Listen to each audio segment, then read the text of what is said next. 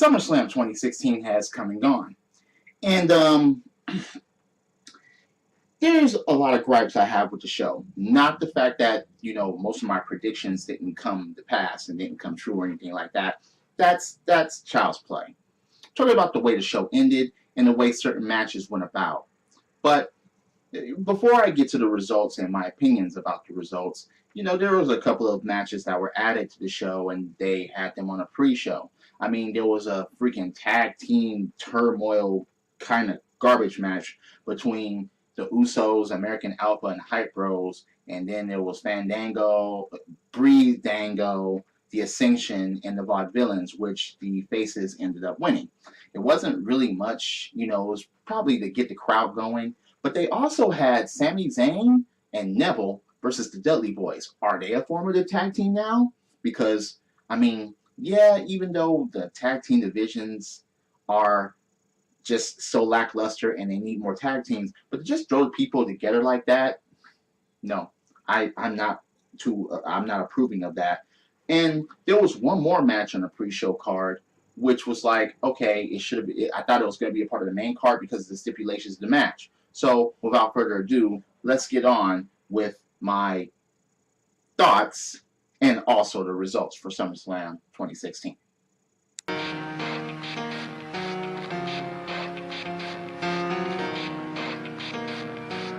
So, Sheamus actually wins match 1 of the Best in 7 series. Actually got this prediction right. I didn't see Cesaro going into winning this because of the fact that he won the last 2 matches that they had. And this is just to start off with Sheamus in the lead and for, Cesaro to make a comeback or just go 1-1-1-1-1, whatever. This is a best of 7 series, so it doesn't really do anything for the 2 combatants. It just doesn't. They're just going to do this like maybe weekly or anything like that, or just have it at the pay-per-view, like the ending. So even though this ended up being an okay match, but still, I didn't see anything around Sheamus winning this. But Sheamus did win, so there you go.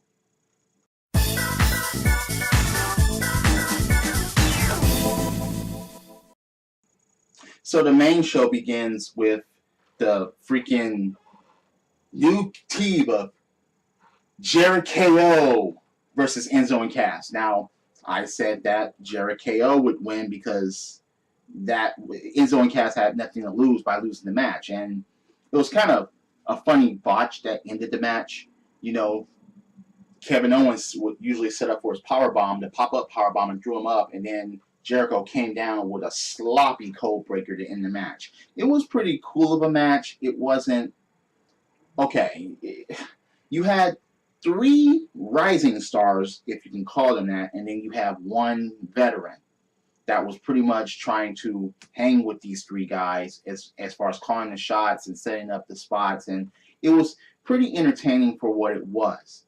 And Enzo ended up being the cannon fodder as far as him being pinned and, for the pop-up powerbomb code breaker, but there was no other way that match could have ended any way else.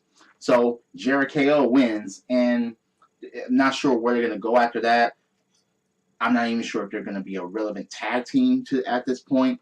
But then again, they're just throwing people together to try to make a bigger tag team division than it already is, and they absolutely need it. So Jericho wins, and that again, it was a good way to start the whole show besides the freaking pre-show. But the heels take it, and I thought they were going to. So there you go.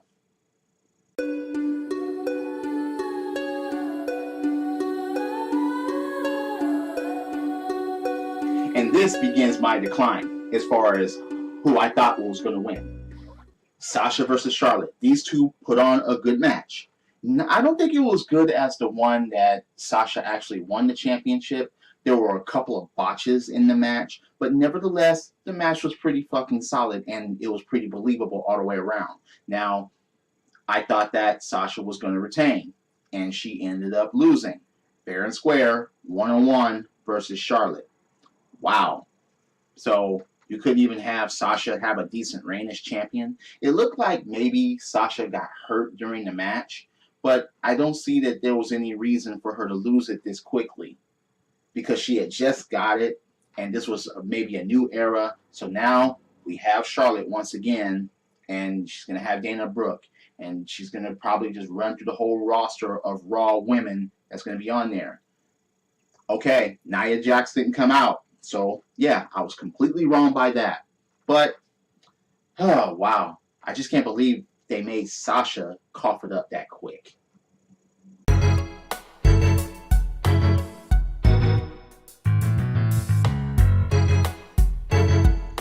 The decline continues.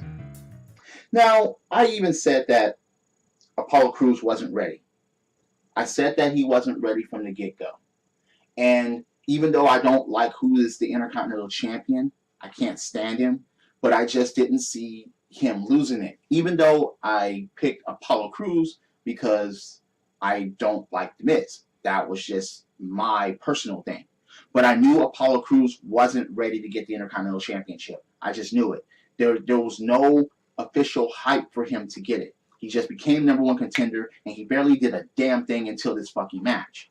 They tried to sell it as to say that, oh my God, he's a big thing coming up and he's rising, and look at him, look at what he did in NXT. Yes, his athleticism and stuff like that, but he's just a more athletic version of Titus O'Neil. Other than that, his personality shoots him in the foot, in my opinion. So the Miz retains, and not really sorry about that because, as I said before, I don't think Apollo Crews was ready for the Intercontinental Championship. Haters say huh? Haters say what? Stomp them in the nuts. I'ma stomp them in the nuts. Stomp them in the nuts. Once again, my decline continues. Wow. I did not call this. I actually thought that AJ Styles wasn't going to beat Cena, especially clean. Since the club was in attendance, and they gave us a little teaser of that. They show Anderson and Gallows reuniting with AJ Styles, and then even Finn Balor showed up, and they tried to give him the clutch, and he declined it. The crowd reaction to that was pretty something, because they were like, oh, when Finn Balor walked away. But on to the match. Cena versus AJ Styles. This was way better than their last one because of the outcome. And it was a very simple outcome of Cena losing. Now, yeah, they had tried to make it seem like Cena held back a bit and AJ Styles struggling and so on and so forth. But this actually told a pretty good story in the ring. It did. When Cena loses cleanly, and a lot of people are always complaining, Cena doesn't put anything over, he's going to bury people, he's going to... Even though Cena is responsible for most of the WWE and World Heavyweight Champions that, you know, earned their stardom. But anyway, AJ Styles winning, I didn't call. I thought since it was going to be one-on-one, I thought that AJ was going to lose and the feud was going to continue a bit, but that didn't happen. Cena took off his never give up armband and laid it out in the ring. He left everything in the ring. He did, and Cena ended up losing. So no one gets hurt.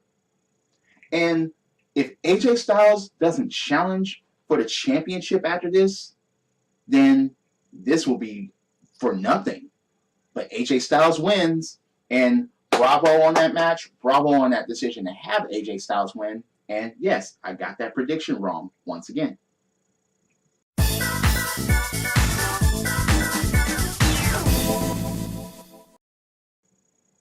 Why the fuck did they have Jon Stewart there? Other than a big fucking distraction. It didn't make any sense for him to be there. They should have had the match, and they should have had Anderson and Gallows being this close to victory, then Big E showing up.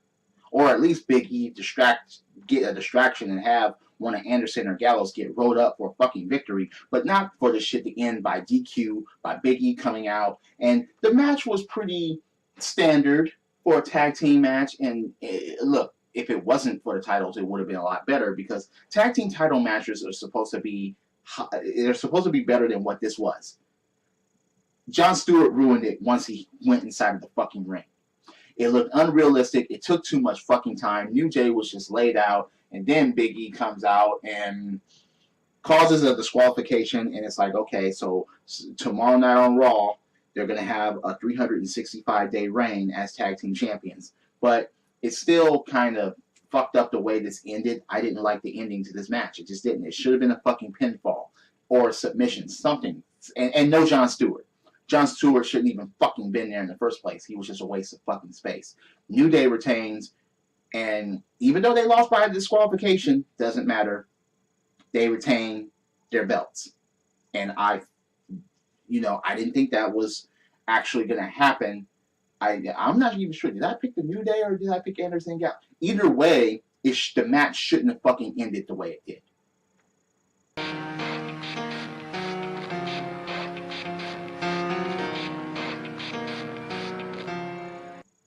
There were two things wrong with this match. Number one, the crowd was dead. So dead. Something zapped the energy out of the crowd. That the crowd was just totally fucking dead during the WWE Championship match. But then it was when it took place on the fucking card. I didn't understand that. You had the WWE Championship take place here. And the following, two of the fucking four following matches shouldn't have taken place after it. And I'll get to that in a moment. It was a pretty solid match between Ziggler and Ambrose. And I picked Ambrose because I didn't think that he was going to cough up the belt this soon. Maybe they'll try to do something later with Ziggler, but the way this match ended, it's like Dean was toying with Ziggler. Like Ziggler didn't have a real fucking chance to win. But I think that was the story that was supposed to be told, and Ziggler came this close to winning it. But as Dean said, he wasn't going to win. It was no cigar. So when Ziggler got pinned, there was no real big surprise, no big pop. Everybody was like, Ziggler's not going to win. If Ziggler would have won, maybe the crowd would have came back alive. But the crowd being dead for most of the match really killed the atmosphere of the match, in my opinion. And Dean Ambrose retaining, to me, is the right decision. But it was just the way it kind of went about it, especially during the match. They really teased us with Dolph Ziggler with the carrot dangling in front of us. But Dean retains, and I just didn't like where they had this match placed on the card. That was ridiculous.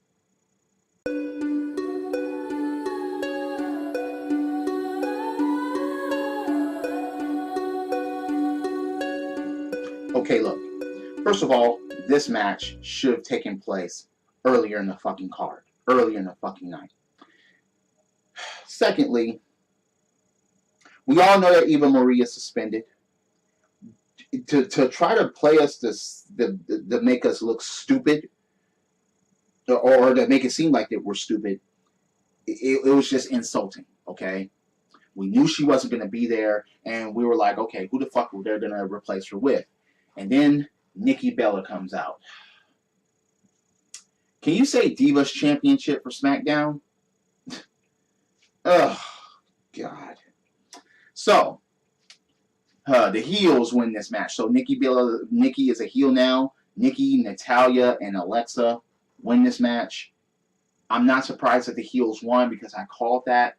But Eva Marie being suspended kind of threw a monkey wrench in that situation. But it was really fucking stupid where this match was placed on the card. And that's the only thing that pissed me off about it. The heels won, and I predicted that. Eva Marie being suspended, they insulted our intelligence with the Eva Marie's debut when the announcer was announcing that.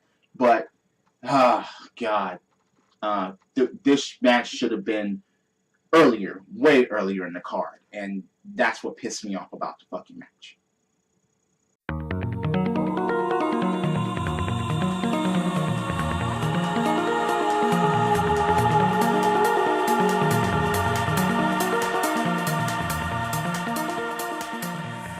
This match should have been either third or second to the main event. The placement is good for where they had the match. But the match after it, or the wannabe match after it, should not have been after this match. This was to decide the WWE Universal Champion. Finn Balor wins, and I actually am grateful for that, and I called that, and it was an actually good match.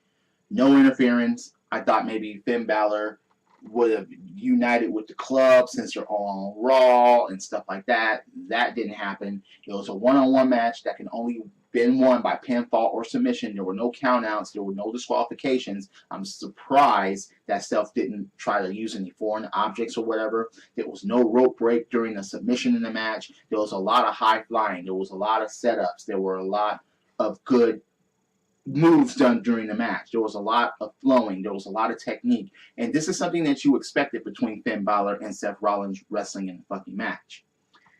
The outcome was great. The match was pretty great. Yeah.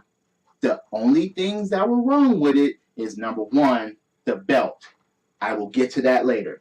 And number two, the match that took place right after it.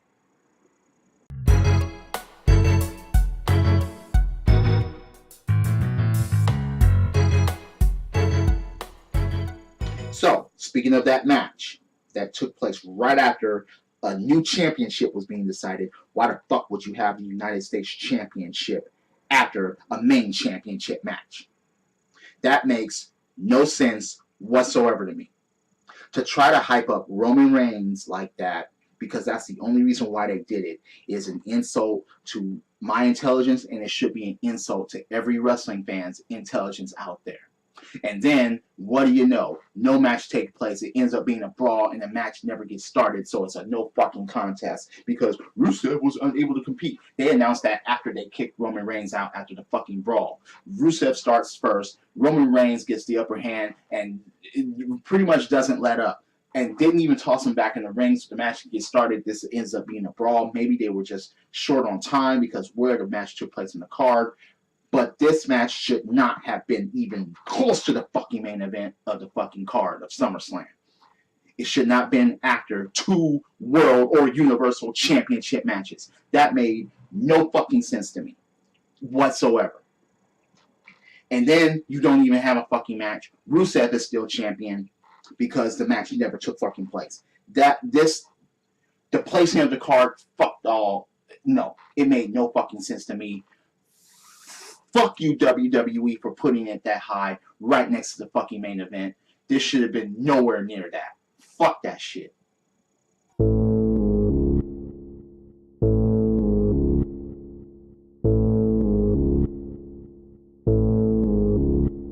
This was everything I thought I would expect it to be, to a point. I expected that Randy Orton would get in his shots. I expected Brock to throw him just about everywhere, which that pretty much happened. But the ending to the match, the ending to the pay-per-view, it makes it seem like nothing was settled here. There had to be an actual pinfall, man. So, yeah, Brock Lesnar throws them all over the place. Randy hit a couple of RKOs. He tried for one early, and Brock just threw him down, which was pretty hilarious. And then he hit an RKO. Everybody knew that setup for the table outside, the announcer's table. He hit an RKO on that. Then he actually hit his second rope DDT. And he actually, hit another RKO. Brock kicked out. And Randy was going to go for his punt and got F5. And Randy kicked out. I was really surprised about that. But then Brock Lesnar takes off his gloves and just starts beating Randy Orton. And, okay, fine. I understand that. But that's how you end the pay-per-view. Randy Orton gets cut, and Brock won't stop beating him down. And Brock is a winner by a TKO. You end the pay-per-view with that.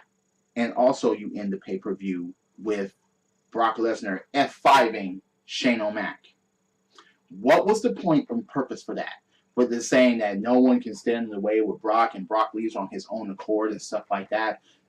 And there can't be any repercussions for that, really, because he's not on SmackDown. He's on Raw.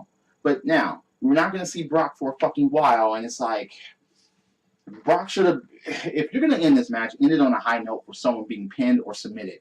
Don't fucking end on a TKO or some type of technicality or anything like that. That ending was one of the worst endings to a pay-per-view ever. I'm sorry. It just was.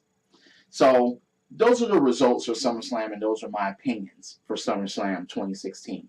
I would like to know, what do you think about the event, and what did you think about the matches and their outcomes? Certain places of the matches were stupid. They shouldn't have had two matches that weren't World or Universal Championship matches as the main events. That made no sense to me. And then you have a women's tag match take place after a fucking championship? No. WWE just insulted a lot of people's intelligence by having certain matches, certain places on the card, and then certain outcomes. The only outcomes that really made fucking sense 100% as far as the way it went was Cena versus Styles, in my opinion. It's just, oh, and Dean versus Ziggler, and then Seth versus Balor. That was okay. Everything else was questionable. And certain matches being certain places on the card were really questionable. But tell me your opinion. Tell me what you think about it. And now I have to rant about the WWE Universal title, the way it looks. But you'll catch that in the next video. So, drop kicks, body slams, throw motherfuckers over the top rope, both feet hitting the floor. Yes, I'm a wrestling fan. This is the theme, and I'll see you later. Credits.